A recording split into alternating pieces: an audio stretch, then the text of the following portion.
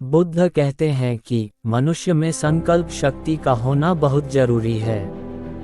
इससे पृथ्वी, जल, वायु, अग्नि से लेकर बड़े से बड़े चट्टान को भी नियंत्रित किया जा सकता है। गौतम बुद्ध ने अपनी कठोर तपस्या से दिव्य ज्ञान की प्राप्ति की। उनके अनमोल विचार जीवन बदल देते हैं। सांसारिक सुखों का त्याग कर गौतम बुद्ध ने गया के बोधि वृक्ष के नीचे कठोर तपस्या की और इसके बाद उन्हें ज्ञान की प्राप्ति हुई। गौतम बुद्ध के विचारों और शिक्षा में जीवन के सूत्र निहित होते हैं। गौतम बुद्ध ने बताया क्योंकि जरूरी है संकल्प शक्ति। एक बार भगवान गौतम बुद्ध अपने शिष्यों के साथ एक पर्वतीय स्थल पर ठहरे हुए थे। शिष्यों के साथ गौतम बुद्ध शाम के समय भ्रमण करने के लिए निकले। शिष्य और बुद्ध सभी हरियाली, पेड़ पौधे और पहाड़ों के खूबसूरत प्राकृतिक मनमोहक दृश्य का आनंद ले रहे थे। तभी विशाल और मजबूत चट्टानों को देख शिष्य के मन में उत्सुकता जागी और उसने गौतम बुद्ध से पूछा कि इन चट्टानों में तो किसी का शासन नहीं होगा, क्योंकि ये अटल, अविचल और कठोर हैं। शिष्य का सवाल सुनकर गौतम बुद्ध बोले कि बिल्कुल नहीं, इन शक्तिशाली, अविचल और अटल चट्टानों पर भी किसी का शासन है और वह है लोहा।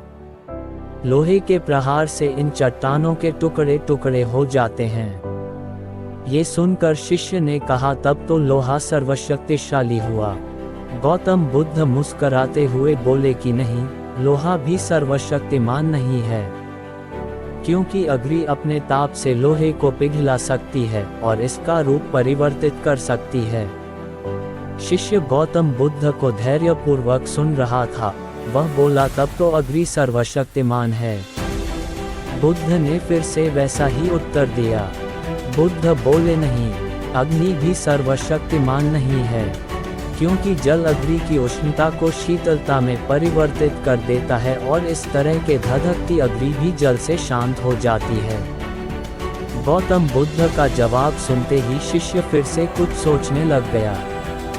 बुद्ध शिष्य के मन में चल रही उत्सुकता को समझ गए थे कि उसकी जिज्ञासा अब तक पूरी तरह से शांत नहीं हुई है। अब शिष्य फिर कोई सवाल करता, इससे पहले गौतम बुद्ध ने उत्तर दिया कि वायु का, क्योंकि वायु का वेग जल की दिशा को बदल देता है। शिष्य कुछ कहता, इससे पहले गौतम बुद्ध ने कहा कि अब तुम कहोगे कि तब तो वायु सबसे शक्तिशाली है। लेकिन नहीं, वायु भी सबसे शक्तिशाली नहीं है। इस संसार में सर्वशक्तिशाली है मनुष्य की संकल्प शक्ति, क्योंकि इससे पृथ्वी, जल, वायु, अग्नि आदि सभी को नियंत्रित किया जा सकता है।